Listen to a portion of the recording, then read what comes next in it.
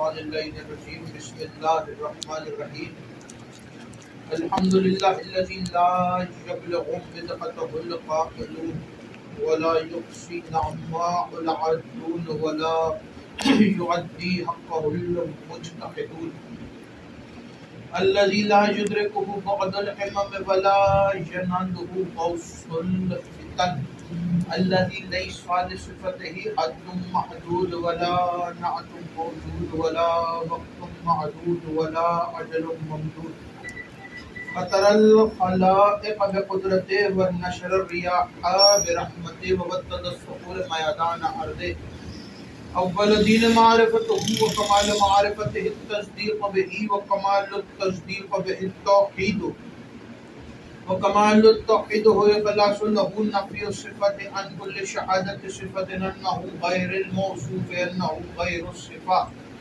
ومن وصف الله سبحانه فقد قرنه ومن قرنه فقد صناه ومن صناه فقد جزاه ومن جزاه فقد جهله ومن جهله فقد إشار إليه ومن إشار إليه فقد حده ومن حده فقد عده الصلاة والسلام والتحية والإكرام على النبي الرحمة وخازن المغفرة وقائد الخير والبركة ومنقذ العباد من الحلقة سيدنا ومولانا أبي القاسم محمد اللهم صل على وعلى آله الطيبين الطاهرين المعصومين المظلومين ولعن الله على أعدائهم ومنكر فضائلهم وغاصب حقوقهم أجمعين أما بعد فقد قال تبارك وتعالى في كتابه المجيد وفرقانه الحميد وقوله الحق بسم الله الرحمن الرحيم إنا نخاف من ربنا یوماً عبوساً قمطریرا صلوات بآواز بلند اللہم صل علی محمد وآل محمد۔ دعا ہے پروردگار عالم سے کہ بانیان کا یہ تمام خرچ اخراجات کوشش کاوش کو اپنی بارگاہ میں قبول و منظور فرمائے۔ آپ حضرات کا اس فرش پہ چلا آیا میرا عظیم خالق اللہ اپنی بارگاہ میں قبول فرمائے۔ آپ حضرات کو اس فرش پہ آنے کا بہترین اجر عطا فرمائے۔ کوئی غم نہ دے سوائے غم اہل بیت کے۔ لاکھوں دعاؤں کے دعا میرے اللہ قبر کی پہلی رات کو زیارت امیر نصیب فرما، قیامت کا دن ہو شفاعت شبیر نصیب فرما، محشر کے روز خاتم قرآن خاتم دامن اہل بیت نصیب فرما، ہمارے آخری وارث حضرت حجت کے ظہور میں تعجیل فرما، ہمیں ایمان کے انوار و انصار میں شامل فرما، اور ہر عزادار کو مرنے سے پہلے لازمی ایک مرتبہ تمام زیارات مقدسہ کی زیارت نصیب فرما۔ تمام دعاؤں کو قبولیت تک پہنچائیں، سہارا ضرور کریں، مل کے بلند آواز سے صلوات اللہم صل علی محمد وآل محمد۔ آپ سے گزارش کروں گا کہ اگر تھوڑا سا متصل ہو جائے تاکہ مل کے برکتیں سمیٹنے میں آسانی ہو اور بعد میں آنے والوں کے لیے بھی آسانی ہو، مل کے بلند آواز سے صلوات اللہم صل علی محمد وآل محمد۔ اجازت ہے گفتگو سے مجلس اعزاز منعقد ہے اور سرنامہ کلام میں قرآن کریم کی کائبہ کی ہدایت تلاوت کرنے کا شرف حاصل ہوا۔ سورہ مبارکہ الانسان یا سورہ دہر اس کا دوسرا نام ہے۔ آیت قرآن کریم کی سورہ نمبر 76 اور آیت نمبر 10 ارشاد ہو رہا ہے بسم اللہ الرحمن الرحیم انا نخاف من ربنا یوما عبوسا قمطریرا۔ آیت سرنامہ کلام میں کیوں پڑھی، کس لیے پڑھی، اس کی تفسیر اور تفصیل میں نہیں جانا، ایک ہستی سے منسوب ہے مجلس، توجہ مکمل طور پر میری طرف رکھیے گا۔ باب المراد، باب الحوائج، باب الحسین، ابو الفضل، علمدار کربلا، حضرت عباس ابن علی علیہ السلام، اللہم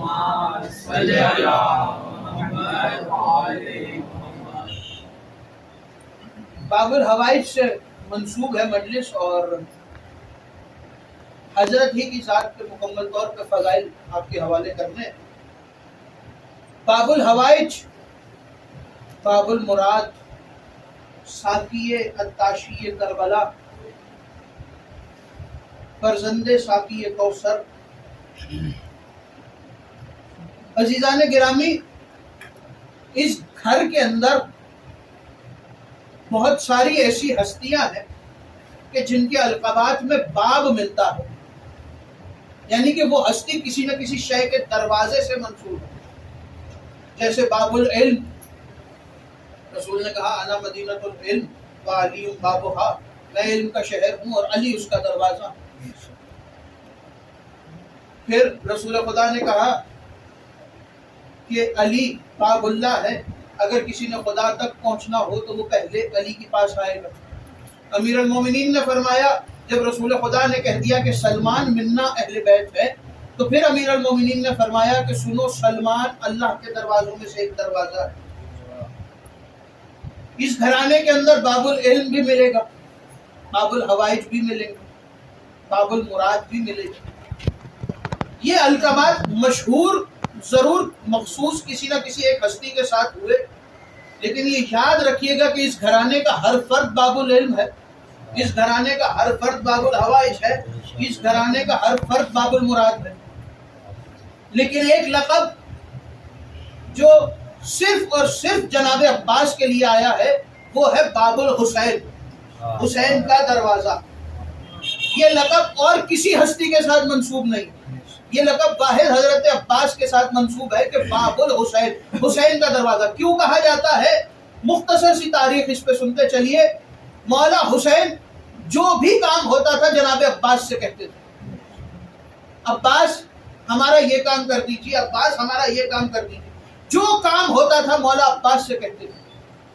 اور تاریخ نے لکھا، جملے ہیں تاریخ کے، کہ جب حسین ابن علی صبح فجر کی نماز کے پہلے اپنے دروازے کو کھولتے تھے تو اپنے دروازے پہ جناب عباس کو کھڑا ہوا پاتے تھے، اور جب چہرہ عباس کی طرف دیکھتے تھے تو مولا حسین جملہ کہتے تھے کہ عباس، ہم نے تمہارے چہرے کو دیکھ لیا، ہماری ساری تھکان دور ہو گئی، ہمارے سارے غم دور ہو گئے۔ حسین جس کے چہرے کو دیکھ کے اپنے غموں کو دور کریں، اسے عباس ابن علی کہتے ہیں۔ جو حسین کے لیے غموں کو دور کرنے کا سہارا ہے، تو جناب حسین کے دروازے پہ بار بار کھڑے ہونے کی وجہ سے، ہر وقت حسین ابن علی کے دروازے پہ رہنے کی وجہ سے سرکار کو لقب ملا باب الحسین، حسین کا دروازہ۔ حسین کے دروازے پہ رہتے تھے۔ تو تاریخ نے لکھا کہ جسے حسین ابن علی تک جانا ہے وہ عباس سے ہوتا ہوا جائے، حسین ابن علی تک ایسے نہیں پہنچ سکتے، پہلے عباس کے پاس آؤ پھر حسین ابن علی کے پاس آؤ۔ یہ بالکل ویسے ہی ہے کہ جیسے رسول نے کہا کہ پہلے علی کے پاس آؤ پھر میرے پاس آؤ۔ علم کا شہر ہے اور علی اس کا دروازہ ہے، اگر شہر تک آنا ہے تو علی سے ہو کے آنا پڑے گا۔ سخاوت کا شہر حسین ہے اور اس کا دروازہ عباس ہے، اگر سخاوت کے شہر تک آنا ہے تو عباس سے ملتے ہوئے آنا پڑے گا۔ عباس، تاریخ نے لکھا کہ علی مسجد میں تشریف فرما ہے اور مسجد نبوی ممبر رسول، امیر المومنین ممبر پہ بیٹھے ہیں اور خطاب کر رہے ہیں کہ اچانک مولا نے خطاب روکا اور مولا نے دیکھا کہ مسجد کے دروازے پہ ایک سائل کھڑا۔ مولا نے اشارہ کیا اور سائل قریب آیا، کہا کیا ہوا؟ سائل نے مولا سے کچھ گفتگو کی تو امیر المومنین نے مجمع میں سے کمر کی طرف دیکھا اور دیکھ کے کہنے لگے کہ کمر اپنے مقام سے بلند، کمر کھڑے ہوئے۔ کہا کمر گھر جاؤ، دروازے پہ دستک دینا، جو بھی آئے اس سے کہنا کہ علی نے زینب بنت علی کے لیے پیغام بھیجا ہے کہ شہزادی کے پاس امیر المومنین نے کچھ سامان رکھوایا ہے، وہ سامان، وہ ٹوکری، وہ سبق آپ بھجوا دیجیے۔ کمبر گئے اور کمبر نے دروازے پہ دستک دی، دروازے پہ فضا آئی۔ اور یہ بھی سن لیجئے کہ فضا اور کمبر کا پردہ نہیں ہے، اس لیے کہ فضا اور کمبر آپس میں بہن بھائی ہیں۔ کمبر نے دروازے پہ دستک دی، کمبر کے سامنے فضہ آئی. فضہ نے کہا کیا ہوا بھائی کمبر کیوں آئے ہو؟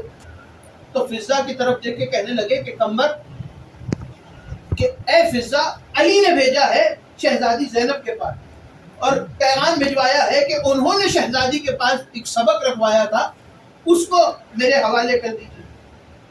ابھی تک تو ماحول بالکل اطمینان والا نظر آ رہا تھا. جناب فضہ اندر گئی اور وہ ٹوکری وہ سبق اٹھا کے لائی تو فضہ کے چہرے پہ معمول سے ہٹ کے خوشی تھی، معمول سے ہٹ کے گھر کے اندر چہل پہل نظر آ رہی تھی، ایک رونق نظر آ رہی تھی. تو کمبر نے مسکراتے ہوئے پوچھا کہ فضہ کیا بات ہے، آج علی کے گھر میں عجب سی رونق کیوں نظر آ رہی ہے، آج علی کے گھر میں عجب سی چہل پہل کیوں نظر آ رہی ہے؟ تو فضہ نے مسکرا کے کہا کہ کمبر وہ آ گیا جس کا علی کو انتظار تھا، کمبر وہ آ گیا، علی کے ہاں بیٹا ہوا ہے. تو کمبر کہنے لگے کون سی زوجہ سے؟ جناب فضہ نے کہا کمبر ام البنین سے. کمبر گئے مسجد میں آئے، ممبر پہ علی بیٹھے ہیں، علی کے حوالے وہ ٹوکری. اب علی ممبر پہ ٹوکری مولانا سائل کے حوالے کی، سائل چلا گیا، علی گفتگو کرنے لگے. اب کمبر کھڑے ہیں کہ کسی طریقے سے علی کو کچھ بتائے، اور کمبر اپنے جذبات کو روک کے کھڑے ہیں، اپنی خوشی کو دبا کے کھڑے ہیں کہ کسی طریقے سے علی اپنا خطبہ ختم کرے اور کمبر علی سے گفتگو کرے. علی اصحاب سے خطاب کر رہے ہیں، اصحاب اٹھ کے چلے گئے. امیر المومنین ممبر سے اترے، کہا کمبر کیا بات ہے، کافی دیر سے دیکھ رہا ہوں کہ تمہارے چہرے پہ عجب سی مسکراہٹ ہے اور تم کچھ بتانا چاہ رہے ہو خوشی کی بات، لیکن تم بتا نہیں پا رہے. تو کہنے لگا یا علی کب سے انتظار کر رہا ہوں کہ آپ کو خوشی کی خبر دوں. کیا بات ہے کمبر؟ کہا یا علی وہ آ گیا جس کا آپ انتظار کر رہے تھے، یا علی جس کے لیے شب کی نمازوں میں دعائیں مانگتے تھے، یا علی رات کو نماز شب میں ہاتھ بلند بلند کر کر کے کہتے تھے کہ میرے اللہ مجھے میرے ہی جیسا بیٹا عطا کر. یا علی وہ آ گیا. علی چلے، گھر پہنچے. نام کیسے رکھا اور کیا رکھا یہ تو سب کے ذہنوں میں ہے کہ جناب سیدہ فاطمہ نے نام مخصوص کیا اور جناب علی آئے اور آگے ہاتھوں پہ اٹھایا، لیکن امیر المومنین نے نام رکھنے کا طریقہ بتایا. یاد رکھیے گا کہ اس گھرانے کے اندر نام رکھنے کا طریقہ بھی ہے اور یہ طریقہ گھرانے نے دنیا والوں کو بتایا. ہاں، اماموں کے نام خدا نے وحی کے ذریعے بھیجے ہیں. امیر المومنین کے ہاں جب مولا حسن اور مولا حسین کی آمد ہوئی تو نام کا جب پوچھا گیا تو امیر المومنین نے کہا کہ میں رسول خدا پہ سبقت کیسے لے سکتا ہوں. رسول خدا کے پاس آئے، رسول خدا نے کہا کہ میں تب تک بول ہی نہیں سکتا جب تک وحی نہیں آتی. تو اماموں کے نام وحی کے ذریعے رکھے گئے، لیکن یہاں پہ سوال یہ ہے کہ وحی تو رسول خدا پہ آ رہی ہے اور رسول خدا تو صرف پنجتن کے دور تک. رسول خدا نہ چوتھے امام کے دور میں ہے، نہ پانچویں امام کے دور میں ہے اور نہ 12ویں تک کسی دور میں ہے. تو کیسے باقی نام باقی ائمہ کے نام رکھے گئے؟ تو خدا نے وحی کے ذریعے رسول کو صحیفے کے اندر 12 ائمہ کے نام لکھ کے دیے تھے اور شہادت سے پہلے رسول خدا وہ صحیفہ جناب سیدہ کے حوالے کر کے گئے. اور اس طرح یہ صحیفہ چلتے چلتے مولا حسین اور پھر آگے امام حسن عسکری تک آیا اور ہر امام کا نام رکھا گیا. وحی کے ذریعے صحیفہ آیا اور صحیفے کے ذریعے ائمہ کے نام رکھے گئے. اہل بیت کے گھر کے اندر ائمہ کے نام تو وحی کے ذریعے رکھے گئے، باقی ہستیوں کے نام کیسے رکھے گئے؟ جب علی آئے تو شہزادی زینب کے ہاتھوں پہ جناب عباس، تو کیا منظر ہوگا کہ جس کے پردے کا ضامن ہے وہ اس کے ہاتھوں پہ ہے. جناب زینب نے حضرت عباس کو اٹھایا ہے اور چہرے کو دیکھ رہے اور بہن بھائی کو پیار کر رہے. بابا آئے، بابا کے حوالے کا بابا ویسے تو ماں فاطمہ نے نام رکھ دیا، لیکن چونکہ ہر باپ کا حق ہے کہ وہ اپنے بیٹے کا نام خود رکھے، تو بابا آپ بتائیے کہ آپ کیا نام رکھنا چاہتے ہیں؟ تو تاریخ نے لکھا کہ وہیں امیر المومنین نے عباس کو جناب زینب کے حوالے کیا. قرآن کو اٹھایا، قرآن کو اٹھا کے امیر المومنین نے دعا پڑھ کے قرآن کھولا. جب قرآن کھولا تو سورہ انسان، سورہ دہر کی یہ آیت جو میں نے سرنامہ کلام میں تلاوت کی ہے، آیت نکلی اِنَّا نَخَافُ مِن رَبِّنَا یَوْمًا عَبُوسًا قَمْطَرِیرًا. لفظ نکلا ابوس. ابوس شیر کو کہتے ہیں. علی نے نام رکھا عباس. ابوس نکلا ہے عباس سے. عباس کہتے ہیں شیر کو. اور یہ یاد رکھیے گا تاریخ میں بہت سوال ہوتے ہیں کہ علی کیسے اپنے اولاد کا نام کسی اور کے نام پہ رکھ سکتے ہیں. عباس کے بعد اور بھی تو بیٹے آئے اور سوال ہوا کہ کیسے علی نے ان کا نام ان کے نام پہ رکھ دیا. تو جملہ سن لیجئے, علی کبھی بھی کسی اپنے اولاد کا کبھی بھی ایسا نام نہیں رکھ سکتے کہ جس کا معنی اچھا نہ ہو. اہل بیت کے گھرانے میں اگر کسی جانور کے نام پہ کسی کا نام رکھا گیا ہے تو وہ واحد جانور ہے شیر, جس کے نام پہ اولاد کا نام رکھا گیا. اور شیر بھی ہر نام شیر کا نہیں رکھا گیا. شیر کے ناموں میں بھی ایک نام ایسا ہے کہ وہ کوئی بھی نہیں رکھتا اہل بیت کے گھرانے میں. اس کی وجہ ہے کہ اگر وہ نام رکھ دیا جائے تو شیروں کے اندر وہ نام اس شیر کا ہوتا ہے جو بد نسل ہوتا ہے, جس کی نسل اچھی نہیں ہوتی, اس کا نام رکھا جاتا ہے. تو علی نے اپنی اولاد کا نام رکھا عباس, اپنے بیٹے کا نام رکھا عباس. عباس شیر کو کہتے ہیں. زیغم شیر, غضنفر شیر, زرغام شیر, حیدر شیر, عباس شیر. شیر کون سا جانور ہے؟ اب جملہ آپ کے حوالے کر رہا ہوں. شیر وہ جانور ہے کہ جس کو دیکھ کر ہر حیوان دوڑ جاتا ہے, جس کو دیکھ کر انسان کا پتا بھی پانی ہو جاتا ہے, جس کو دیکھ کر بڑے سے بڑا قوی الجثہ جانور بھی بھاگ جاتا ہے. شیر وہ جانور ہے, اگر شیر آ جائے تو سارے جانور بھاگ جاتے ہیں. لیکن عباس اس شیر کو کہتے ہیں کہ جب عباس نامی شیر آ جائے تو اس کو دیکھ کے شیر بھی بھاگ جاتے ہیں. عباس ایسے شیر کو کہتے ہیں کہ جس کی ہیبت سے دوسرے شیر بھی بھاگ جاتے ہیں. عباس امیر المومنین نے نام رکھا. اور باب الحوائج, حاجتوں کا دروازہ. جملہ سن لیجئے کہ باب الحوائج اس گھر میں 5 ہستیوں کا نام ہے, 5 ہستیوں کے ساتھ مخصوص ہے لقب. پہلے حضرت امیر المومنین علی ابن ابی طالب علیہ السلام باب الحوائج. دوسرے حضرت عباس. تیسرے حضرت مسلم. چوتھے شہزادہ علی اصغر. اور 5ویں باب الحوائج حضرت امام موسی کاظم علیہ السلام.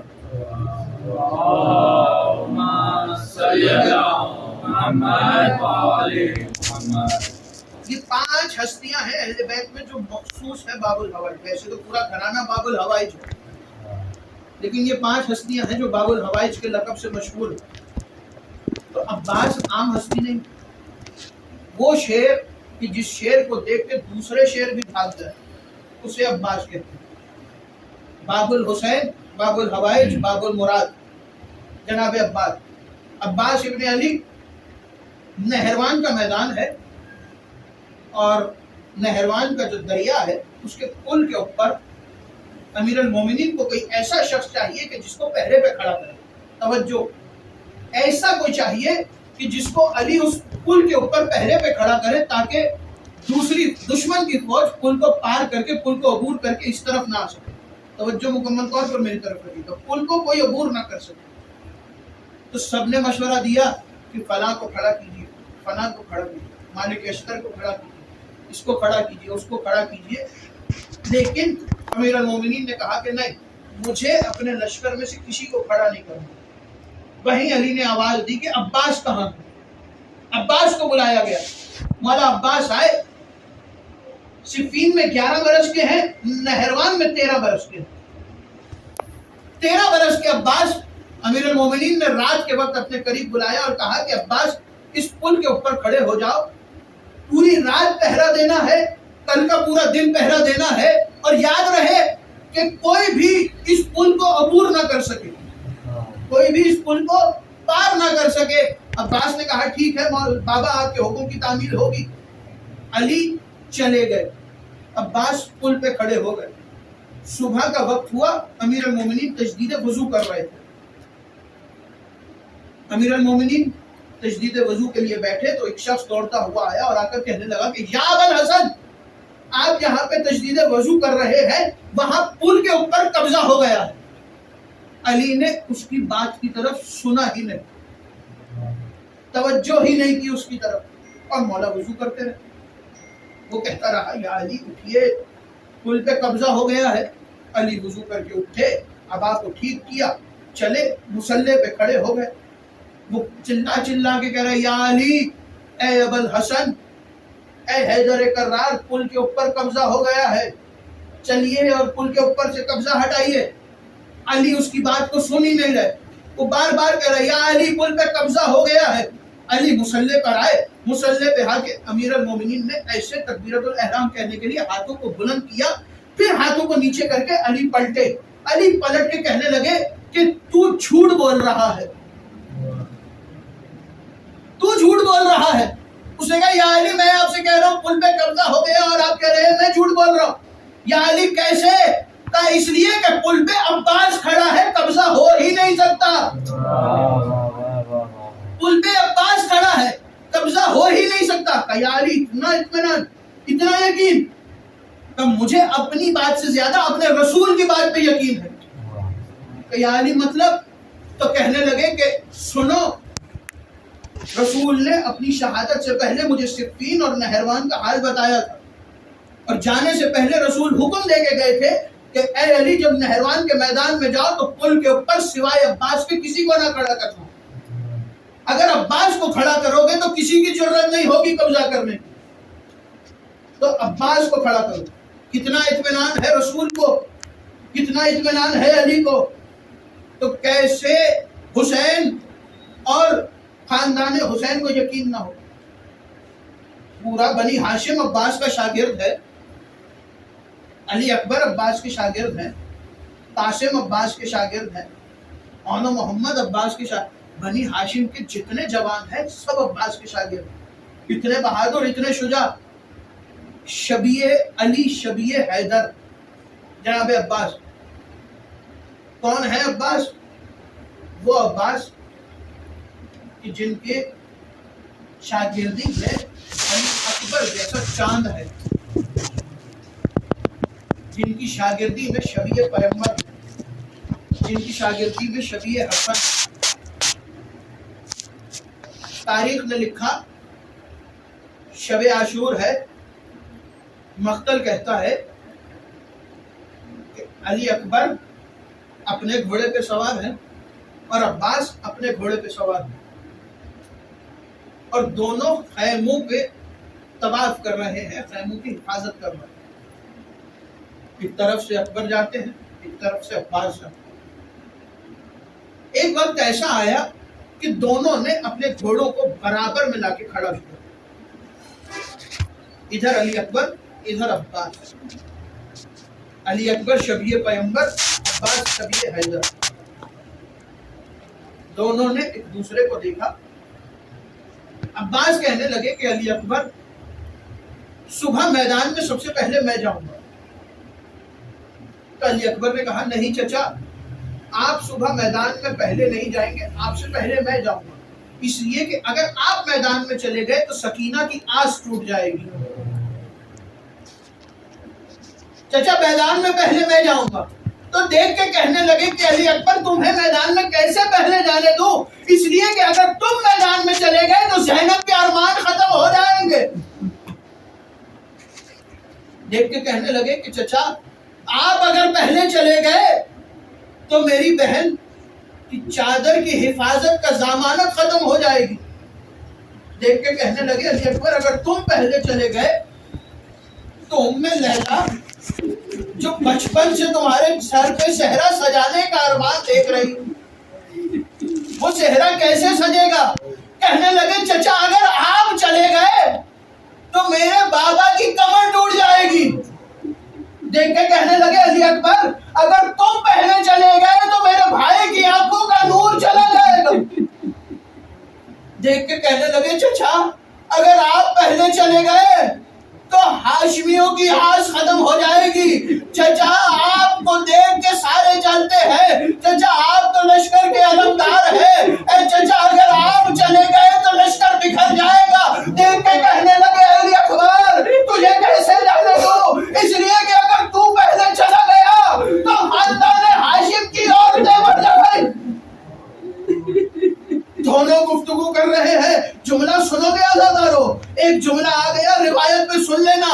ابھی دونوں گفتگو چچا بھتیجا کر رہے تھے کہ ایک 14 برس کا بچہ آیا اپنے گھوڑے پر سوار، گھوڑے سے اترا، دونوں کے آگے کھڑے ہو کے ہاتھ باندھے اور کہنے لگا چچا نہ پہلے آپ جائیے گا، بھیا نہ پہلے آپ جائیے گا، اس لیے کہ چچا اگر آپ پہلے گئے تو آپ کے جانے سے میرے چچا حسین کی کمر ٹوٹ جائے گی.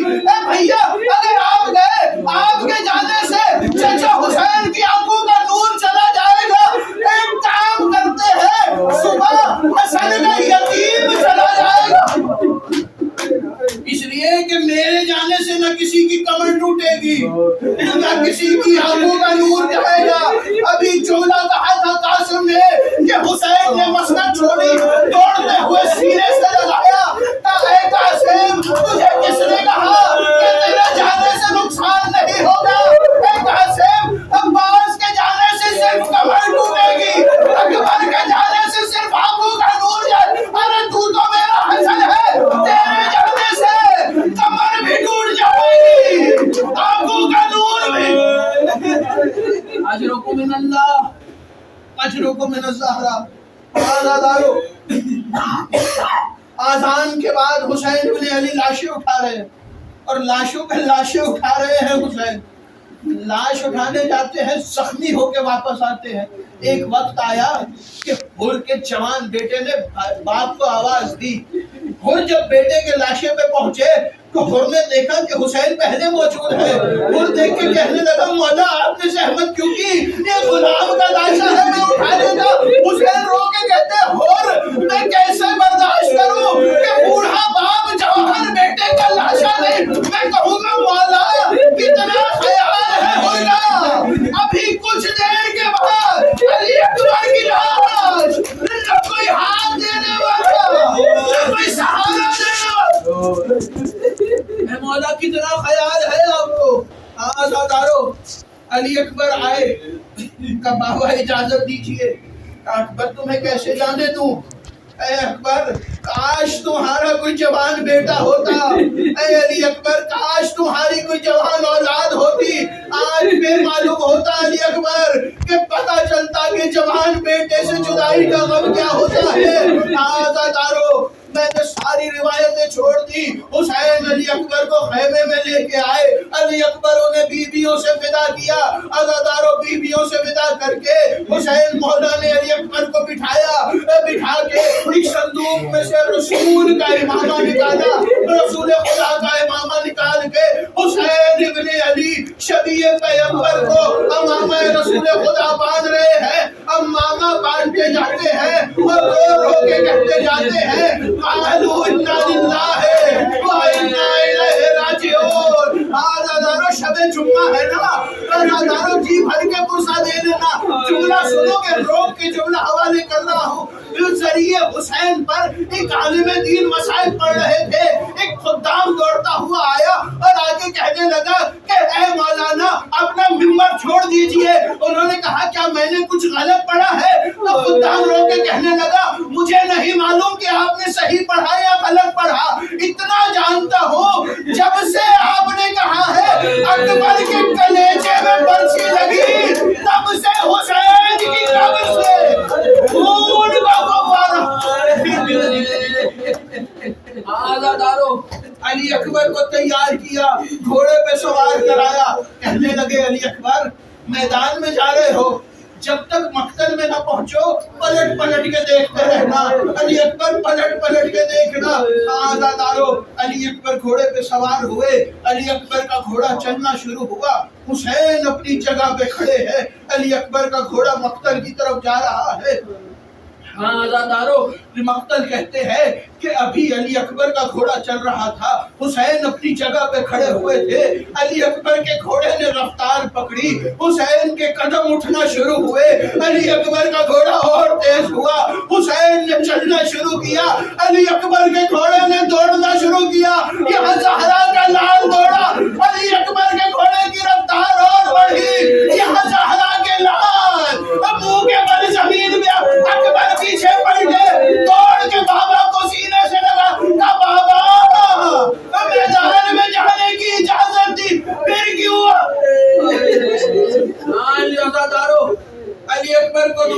استقبال کرایا، مقتل میں بھیجا. عزادارو سنو گے، مقتل میں بھیجا. مقتل میں علی اکبر پہنچے، ایک صدا بلند ہوئی، السلام علیک یا ابا عبداللہ، اے بابا میرا آخری سلام قبول ہو. عزادارو وہ حسین جو ہر سے پہلے ہر کے جوان بیٹے کے لاشے پہ پہنچا، عزادارو مقتل کی طرف چلا، آواز دیتے ہوئے علی اکبر کہاں پہ ہو؟ اپنے بابا کو آواز دو. علی اکبر بابا کو نظر نہیں آتا. عزادارو جب علی اکبر میدان میں آئے تھے تو سر کے سارے بال سیاہ تھے. جب حسین مقتل میں لاشیں اٹھانے پہنچے تو سارا سر سفید ہو چکا تھا. عزادارو مقتل میں پہنچے، حسین لاشے پر ایسے پہنچے جیسے چھوٹا بچہ کوہنیوں کے پر چلتا ماں کی گود میں آتا ہے. عزادارو حسین لاشے پہ پہنچے، علی اکبر کیا ہوا؟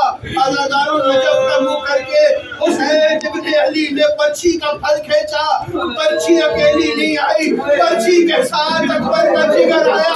عزادارو کیا گزری ہوگی کہ جب 51 برس کے بوڑھے باپ نے 18 برس کے جوان کا لاشا اٹھایا ہوگا.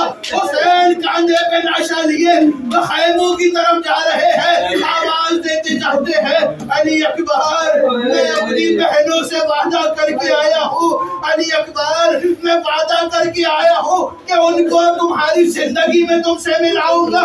آواز آئی بابا آپ تو وعدہ کر کے آ گئے، ارے میری بہن زہرا، بابا میری بہن زہرا میرا انتظار کر رہی ہے. اے بابا عزادارو حسین لاشا لے کے آئے. آخری جملہ سن لینا، مقتل میں لاشا رکھا ہے. عزادارو حسین نے لاشا رکھا، لاشے کے پاس بیٹھ کے حسین رو رہے ہیں، حسین اپنے ارمان بیان کر رہے ہیں. عزادارو بیویاں گریہ کر رہی ہے کہ ایک گھڑ سوار آیا. گھڑ سوار نے آگے کہا کہ یہ بتاؤ کہ تم میں سے حسین ابن علی کون ہے؟